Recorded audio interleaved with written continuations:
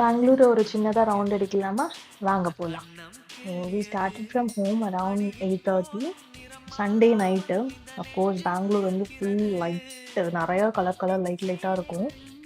விதான சௌதா தான் போனோம். எல்லோரும் விசிட் பண்ண வேண்டிய பிளேஸ். நாங்கள் வந்து பெங்களூர் ஒரு 8 to 9 இயர்ஸ் ஆகுது. ஃபர்ஸ்ட் டைம் போகிறோம். Wonderful place. நீங்கள் போனீங்க அப்படின்னா ரிலாக்ஸ் பண்ணிட்டு வரலாம். அதுக்கு தானே போகிறது மெயினாக.